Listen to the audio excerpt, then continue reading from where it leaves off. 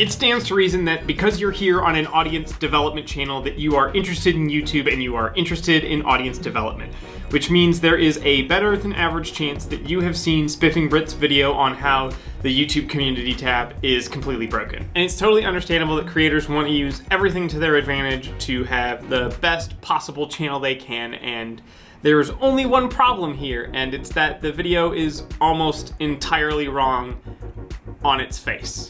The title of the video is The YouTube Algorithm Glitch, the Secret YouTube Exploit. YouTube is a perfectly balanced website. The perfectly balanced thing is because they do a series about perfectly balanced games and talk about like game exploits or things that are overpowered and busted. This is kind of an offshoot of that. If we take an informal poll of clients who've asked me about this, at least some of you are aware of the video and curious about its veracity. And it kind of is worth asking about because the video asserts a lot of things. That basically there are glitches in the community tab that make it so that you can get a tremendous amount of views that you shouldn't be able to get, and like more views than videos can get, and therefore you can propel your channel to like the greatest heights even if like you never uploaded a video. And that sounds really valuable and also very problematic for YouTube because it seems like something shouldn't be abused like that. So some people have asked about me, some of you are probably curious. And in general, I think the YouTube population as a whole is pretty curious because the video blew up a ton, and if you were surfing YouTube and you were looking at the community tab, you probably saw that there was a lot of weird stuff, especially if you're looking at comments, because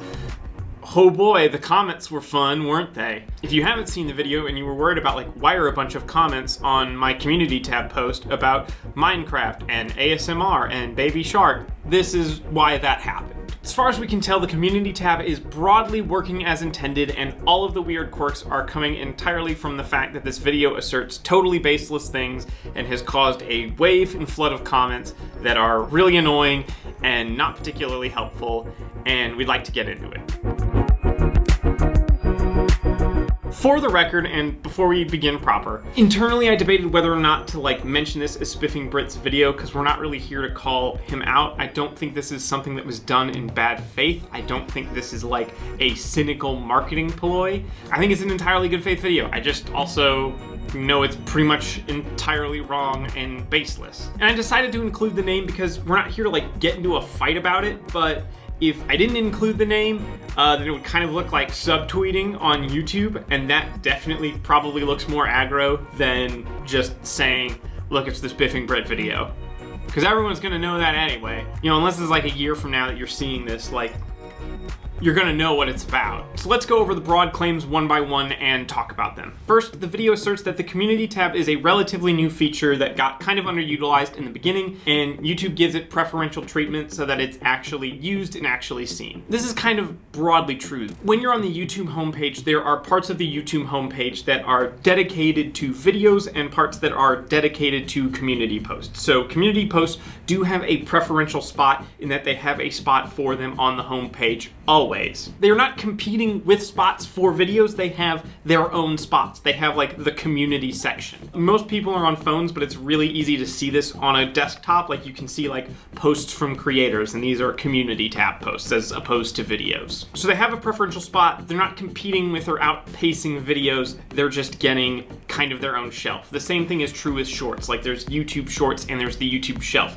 And that's obviously a significant push, and it helps out quite a bit. It's not preferential treatment like over other content types necessarily. Like community posts are competing with other community posts.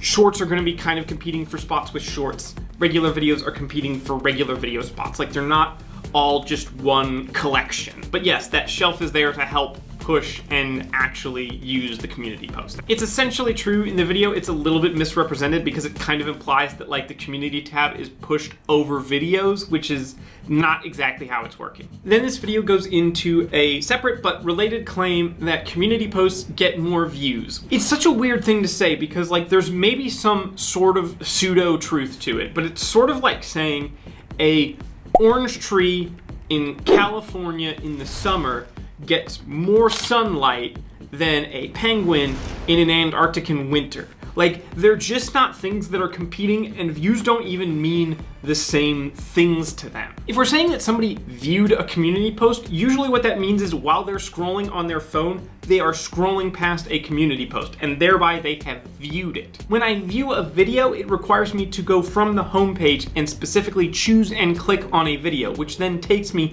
to another web page. It requires a decision and it requires action. So in some sense, it is very much easier to view the entire content of a community post because you don't even have to navigate away to another page.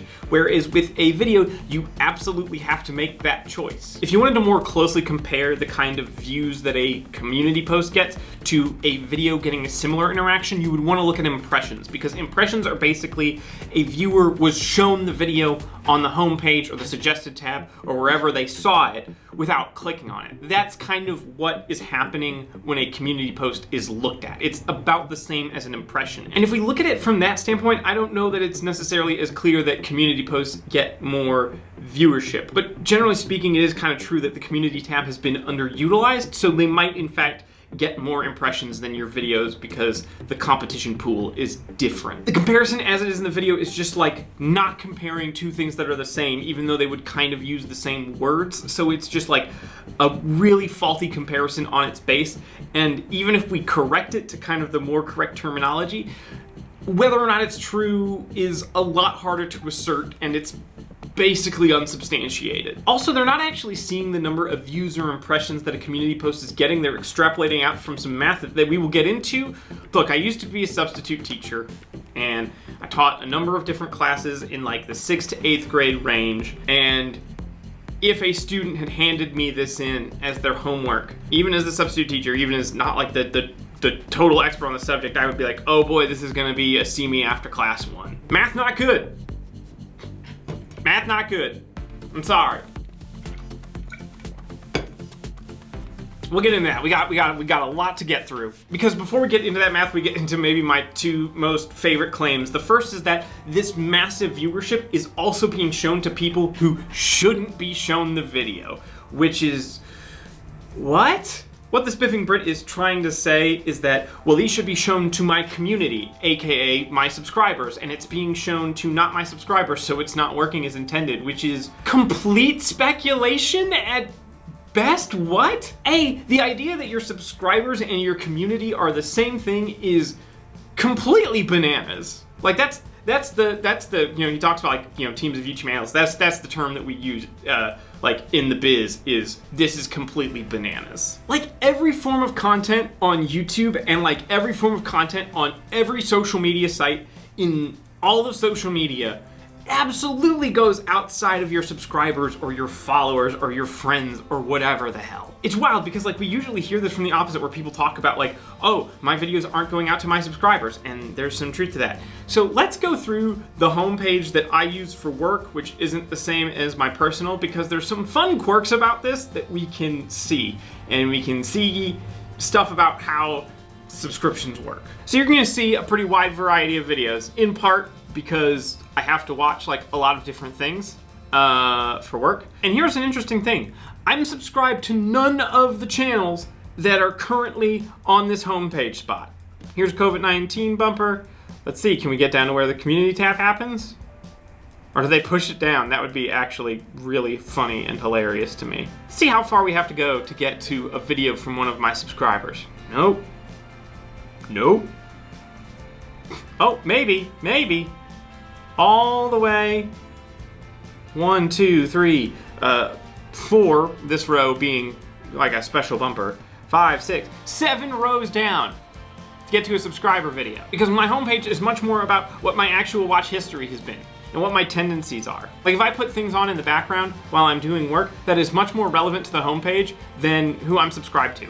Like subscribers is such a small part of like anything about YouTube recommendations. Like it matters, but mostly it only matters if you're clicking the subscription tab. Like outside of that, it is a vanity metric, basically. Subscribers are really good if you're trying to get sponsorships because it's a really simple metric for like, this is how big I am, and it's like an okay kind of shorthand for that. Like going through monthly views and CTR is not really helpful to like somebody looking to sponsor a video. It's just a wild assertion. It has no basis in anything else that YouTube has done, or how YouTube operates, or how like Twitter operates. Like Twitter, it's like other people you might know. Same thing with Facebook, it's other people you might know. Like all those sites are trying to expand your circle. They're trying to show you new things because they want to hold your attention, and so they're definitely looking for novel things. Also, there's just something totally wild and weird about saying these people should never have seen your content because they're not part of your community.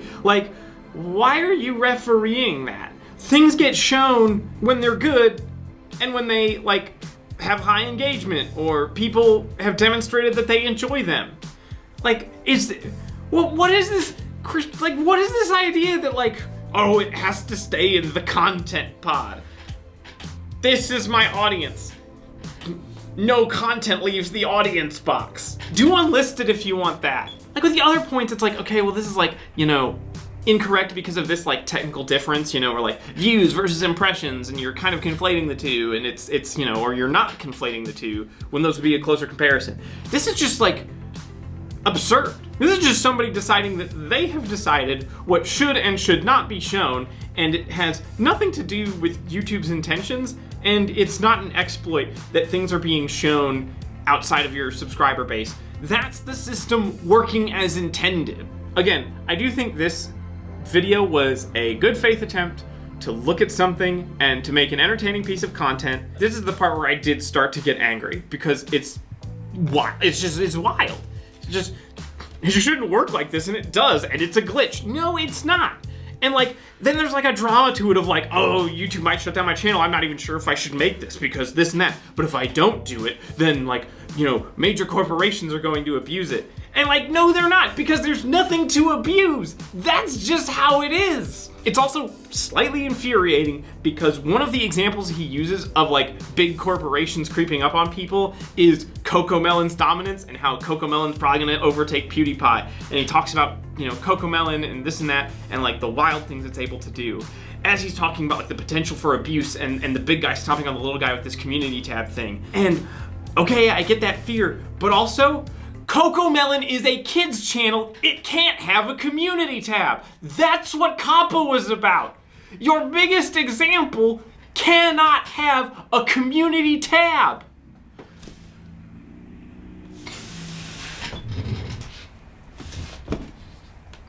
It's just like so scattered, and it's just out of the ether. So it is not a glitch, it is not an exploit if your videos wind up in front of people that aren't in your subscriber base. That's just not true.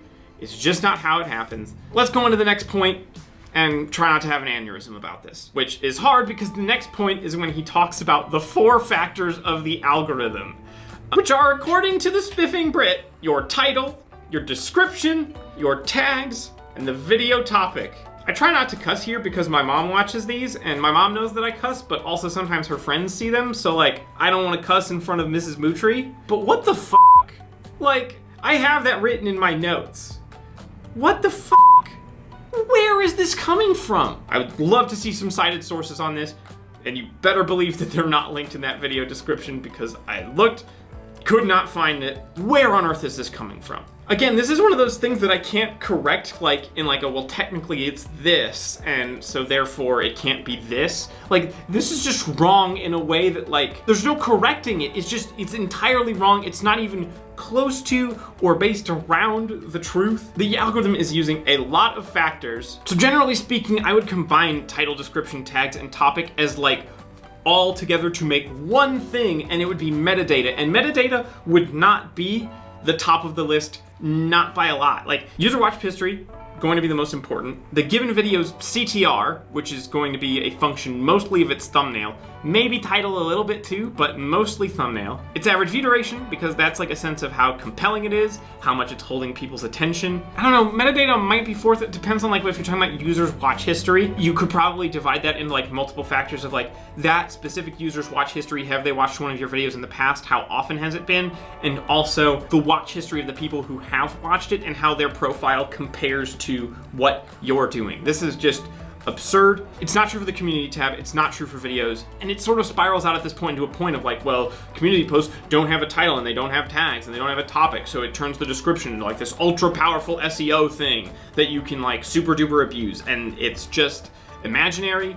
Adding in Minecraft to your community post is a waste of your time.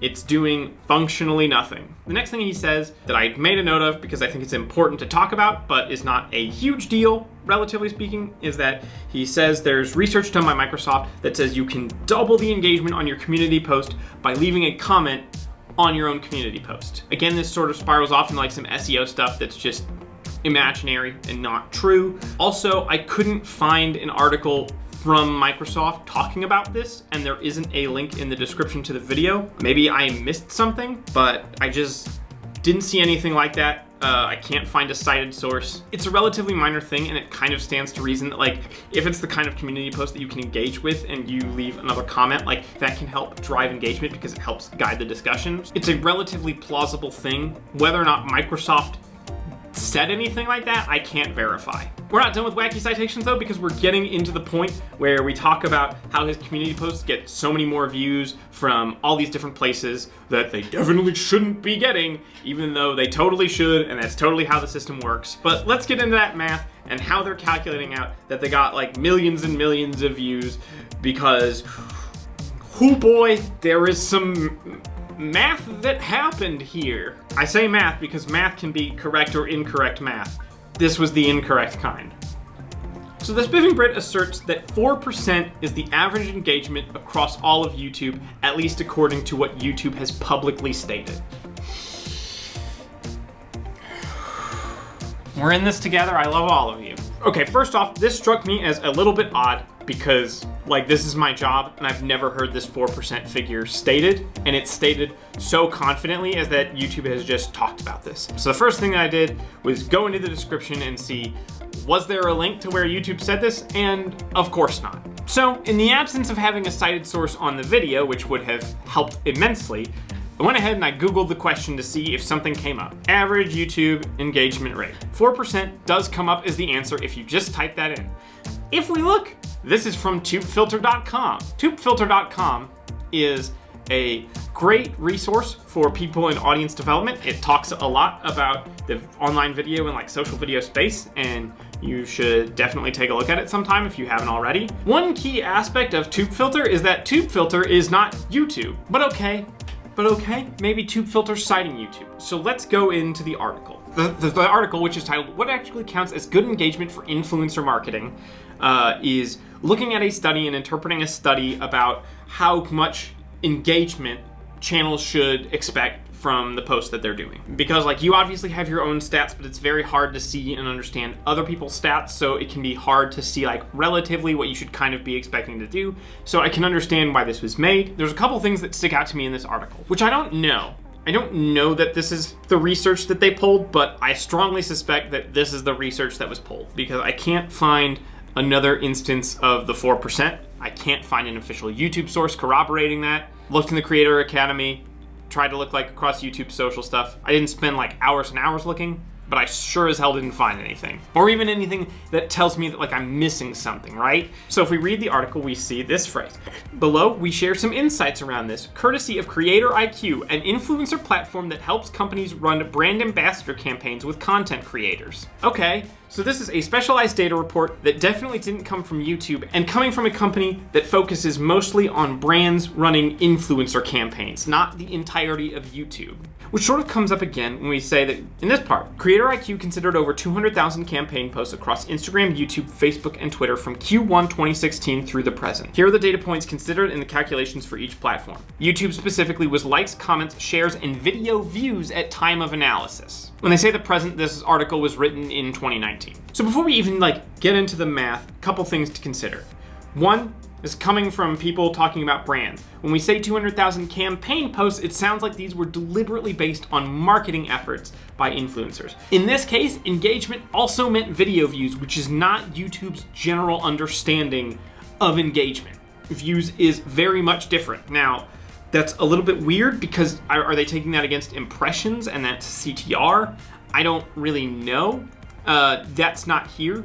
but this is not being calculated the same way that a YouTube engagement rate would be calculated. Also, if we look down, we see how things are broken down. Most sites have like image, video, and text. YouTube only takes video. So if this is the 4% and this is where it's drawing from, it definitely didn't count the community posts. If this is where the data came from, I would love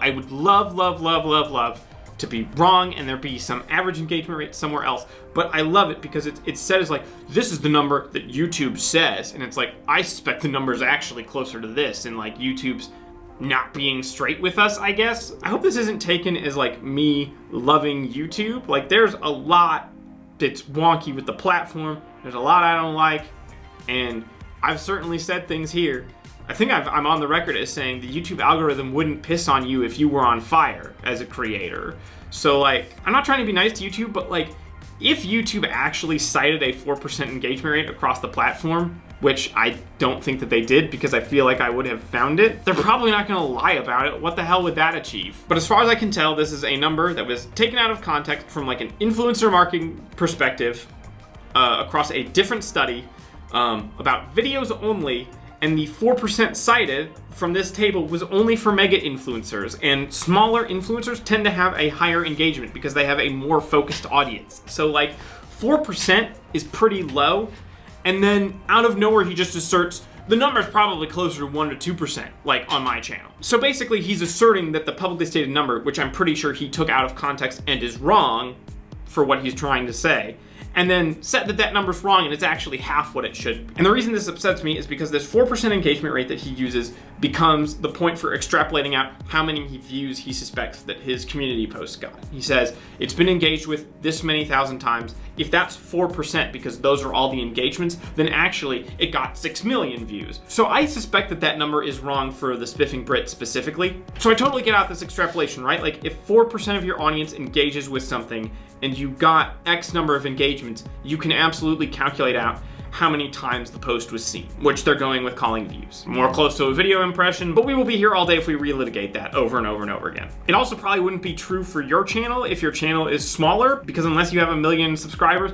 you would not be considered a mega influencer. Your engagement rate would be closer to 5% or even 7% depending. But that's like an issue of citation. Let's assume that they did find a available source where YouTube publicly says that the engagement rate is 4%. Let's assume that that's true. If that was true and that was really related to the community post, couldn't we then earnestly say that it really did get this many million views? No, we still couldn't say it then, because he also spends a bunch of the video talking about what he did to ensure that his videos got the most engagement possible. And if your community posts are being derived with the effort to make the most engagement possible, guess what? You're not getting the average, you're getting above average engagement.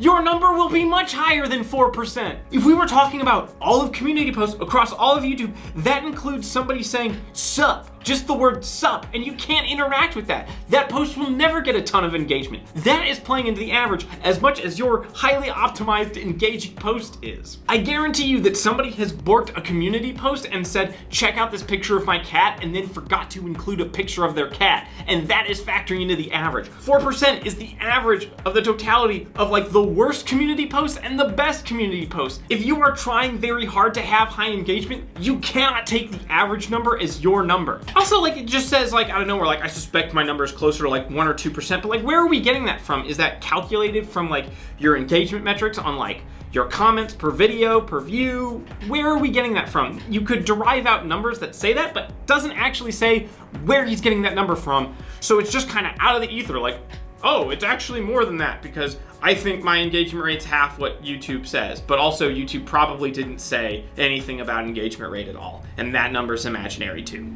There's like basically no part of this from like a data perspective that is not like wrong in some major or minor way that nonetheless like substantively changes the claim. Also, I shouldn't keep getting into this because the idea of like these people should never have seen my community post is just completely out of nowhere, and they absolutely should. But also the speculation of how many people those were came from a poll that they ran where one of the options was, who are you? YouTube is broken, which has currently something like 18% of people who voted for it. I think at the time of the video it was something like 11%. And he takes this as like, well, if 11% of people are seeing this, there are 11% of people who definitely shouldn't have, which is not true. They totally probably should have seen it because that's how it works and that's how it's intended to work. But even if they weren't supposed to see it, let's take that as true and let's take like his opinion, because it's essentially an opinion about who should and should not see things as opposed to any kind of working as intended assertion. Let's look at his follow-up community post, which is, are you alive? Yes or no.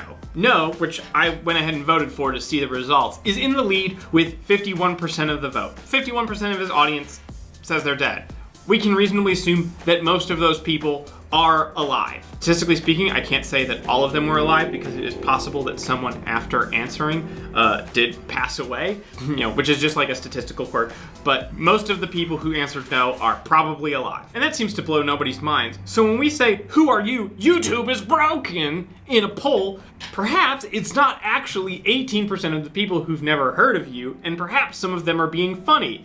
It's almost like sometimes informal polls have tremendous sampling errors. This entire thing is like an extrapolation of a data point that probably isn't correct, and also infused with a heavy dose of opinion about who should and shouldn't see content. Which, guess what? YouTube doesn't care what you think should and shouldn't be seen. They're basically trying to create an attention prison that holds viewers' attention for as long as possible because that makes them the most valuable to advertisers. Your sense of should and should not is meaningless in the face of the almighty dollar. And that definitely sucks from the perspective of being in a late capitalism hellscape that is 2021. But you can't just say that that's not how it is because that's not how you feel it should be.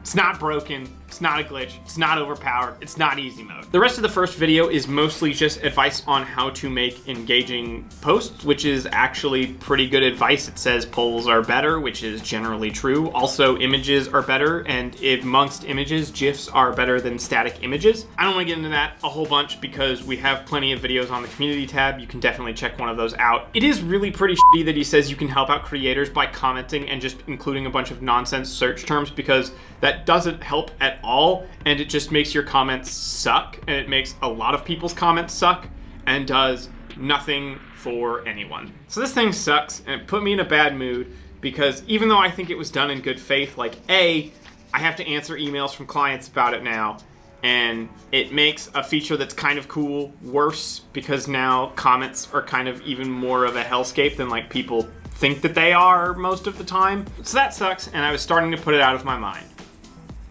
And then we had the follow-up video. And the follow-up video talks about the impact that this had and some clarifications and actually some pseudo corrections about things that were wrong. So that's good. And then there were also further just kind of imaginations. So maybe this ends up as a part 2 video, but let's dive into that too. First, Spiffing Brit says that because so many people started using the community tab this way, it actually sort of fixed the problem itself, because now the promotion of the community tab is spread out more evenly, which is kind of true. People are using the community tab more, so it's more working as intended, but it was always working as intended. It's just more people are using it now. It would be like me in the winter months, looking and saying that the sun is going down earlier and earlier, and I've introduced a plan to fix it, and then summer happens and days get longer and longer and longer, and I claimed credit for helping fix it and then said thank you to all my supporters who helped me fix the sun. Maybe something good came out of it, if I said the way to fix the sun is for us to talk to each other and have empathy more, a good thing came out of it, but we didn't fix anything, or we certainly didn't fix the thing that we said we were fixing. Then goes on to say, but oh boy, the community tab is even way more broken than I could have possibly imagined. He mentions a channel that basically doesn't have a name, it's a verified channel that just is blank, and it has a verified checkmark to it, and they have some really good, really popular polls, and says, look at how much engagement these polls are getting. They're getting 6 million votes, but the videos aren't getting nearly as many views, and that shouldn't happen. And it's why shouldn't that happen? Why is that a problem? Since when do we dictate what should and shouldn't happen again? That's not broken? It basically says this is really engaging content that shouldn't be engaging. Well, it is. It just is. If it's a question of cultural values, whatever. And I get that this is kind of the joke, and we're talking about it, and this is normally what we do for games, and in that sense it doesn't really matter what's broken or overpowered. This affects things. This is affecting how people conduct stuff that is their career. And we're treating it like we're saving YouTube and that there was this big problem, and just none of it is true. Nothing was saved because basically nothing was wrong. Fortunately here we have a good chance to calm down because we do take some time to talk about how the SEO spam was, as they put it, partially meaningless, which is kind of an admission of being wrong. Small correction there. The SEO spam was entirely meaningless. It did nothing to help. The reason he says partially is because he goes, it did help channels because you were engaging and commenting with the community tab, which is true, but so would having like good comments. Like encouraging people to spam their favorite creators is not as helpful as if you just said, if you like creators, comment on their stuff. But whatever, it's a correction, it's an admission, I'll take it. It's also really frustrating because, and this is just kind of like a generally true maxim, when you put out wrong information and then you correct it in like a later update, the updated corrected information tends not to spread as far or as wide, so you better believe there are people out there that are still spam commenting all these terms, and it's doing nothing.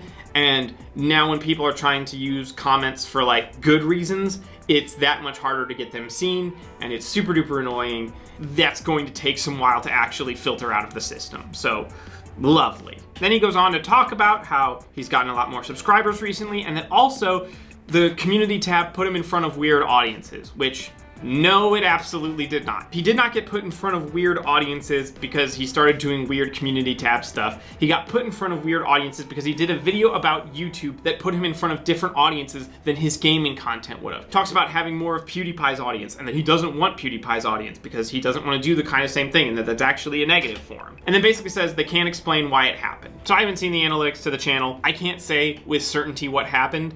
But here are some things that can also help explain why you wound up in front of new audiences. When you have a different set of topics that you talk about and the video does really well and it has a high CTR and you're talking about certain things that you don't normally talk about, you will get recommended to audiences that tend to be interested in those kind of topics and those kinds of things. And also, this video had, admittedly, a really interesting premise. YouTube's broken, I'm gonna talk about fixing it, and it's, you know, admittedly, like, funny, charismatic person. So that all contributed to this video doing really, really well, and probably did really, really well outside of kind of like the game exploit and like speed running type stuff that's normally there. He's talked about websites before, but he's talked about like breaking Steam, and Steam is really closely associated with games too, even though it's like a storefront. It's a storefront for games. So YouTube is kind of a different beast, and this has relevance to a different audience, even if a lot of it is bogus. Also, he said that a lot of this audience is PewDiePie, and he's like really confused because he's like, I didn't have PewDiePie in like the metadata or the title or the description, which is true. It was not in the metadata, except that YouTube can generally listen in to what you're saying, which is why you can have auto captions generated, is because it's trying to create a transcript of what you are saying. So probably it did pick up on the fact that PewDiePie is said audibly in the video. That probably doesn't have a tremendous impact because the metadata is not nearly as important as watch history and the general interest and demographic of the audience, but probably a lot less to do with the community polls and a lot more to do with you made a video outside of what you normally make videos about. Which then goes into a thing about like Spiff is now everywhere, and it's like, oh, we broke the algorithm and now like I'm on Reddit and people are talking about it and this and that. And like, yeah, that's true because you made a really strong video and also had a significant impact on how community posts were being used. And it's funny because the screen cap that he uses of like Reddit or something is just like somebody going like, why the hell are all these things really annoying and why are the comments really spammy? It's kind of annoying, which is great because like somebody's pissed off about it. That's not because YouTube was broken, it's because this basically works as a viral marketing campaign. It's not surprising this happened. What's surprising is that we don't have a top marketing firm taking credit for this on their website. This seems like this happened maybe more by accident. They also basically mentioned having spoken with somebody at YouTube who explained that the SEO stuff is completely ridiculous and is not how community posts are decided and not how videos are probably decided as much, and mentions briefly that the person from YouTube expressed possibly some worry that like community posts were a little bit overweighted, which might be something, but that at YouTube is going to be more, is not like, oh my god, the algorithm's broken. It's like, should it be weighted as highly as it is? Should we maybe reduce the weight on it a little bit? That's like an ivory tower question. That's not like, oh my god, this is falling apart. Thank God we found this beforehand. Which then Spiffing Brit goes into like a thing of like, oh my gosh, thank you YouTube for like not shutting down my channel and stuff. And like, of course they didn't, because you didn't say anything was wrong with the platform. You basically had a long video about the platform works as intended. What are they gonna do? They don't really mind. One thing that is pretty interesting is they talk about whether or not the community tab is changing recommendations significantly within the homepage. And this is pretty interesting because it's like, okay, it's a test and you can kind of see where it's coming from. But basically, they created some new channels and had them watch 10 hours of a couple different channels, but only interact with community posts from Spiffing Brit. And turned out at the end of the test that those channels were getting recommended Spiffing Brit way more often. And that kind of stands to reason, right? Like if you interact with one channel more than you interact with other channels, that it would wind up on your recommendation pages more. If that turns out to be absolutely the case, I would not be surprised. That said, I would not say it is definitely proven. As an experiment, it's lacking some kind of experimental controls. Like, was there a channel that didn't interact with any community posts? Were there any channels that interacted with the other community posts? Like, there's not enough data to say, like, yes, that is definitely what's happening. Seems reasonable. I would generally have the hypothesis that interacting with a channel's community posts makes you more likely to see their videos, but to include some stat words, I cannot reject the null hypothesis here. And that's basically it. Again, we get some more advice about like ways to do good, engaging community posts, and it's pretty reasonable advice. We've done a couple things on the community post ourselves. It's a lot of video to go through for a couple of things. That's just about everything about that video and why it's wrong. I don't think they're acting in bad faith, but also this is stupid and impactfully stupid. Like, it's changing how people use a feature and not for the better, and not in a way that's actually measuringly impact. Like, if it actually changed things to have SEO spam, it'd be one thing and I could respect it, but like, that's just not true. Like, you're just making comments worse for no reason when you do that. And that sucks. Because the community post, like he says, is actually a pretty cool feature. And it'd be pretty cool if more people used it. It's just an extremely stupid take. It's wildly speculative. It's making extrapolations that it absolutely should not make, and drawing entirely the wrong conclusions. And sure, the Spiffing Brit does a series on why things are broken, and you can get into a definition of what constitutes broken and an exploit. And I know that we're coming from like gamer terminology where that's a little bit different than like how an average audience would understand it. But it's really frustrating. And like, we've used words like hacks before, like, you know, YouTube hacks to do this. But at the end of the day, YouTube is a marathon, not a sprint, and it's really frustrating when people come in and assert that they know some way to bypass that. And then all you have to do is do this other thing. And I really hate it, honestly, in part because it like devalues the effort of putting in a lot of effort over time to make good and engaging content and finding out how to reach your specific audience, and pretends like it can be reduced to like some random inane thing, while also making like a ton of really presumptive statements about what should and shouldn't be on the platform. So no hard feelings. I don't think it was malevolent. I don't think it was in bad faith, but also that was one of the more wrong things I have looked at in a while when it comes to YouTube. So congratulations. I don't often feel things about YouTube videos, so that in and of itself is an achievement. It's not good feelings, but I did feel them. So that was a lot. Thank you so much for watching. If you're all the way here at the end, please use your community tab responsibly. You don't need to SEO spam. If you want to see more on the community tab, you can check out our other videos on audience development. If you like this video, be sure to leave a like to let us know that you liked it and would like to see more things like it. And if you haven't already, subscribe to Little Monster for more videos on audience development every single week. See you next time. Hopefully we won't have to be fighting against some kind of information that's wrong next time. I hope. I have a cold. I didn't want to do this. Bye-bye.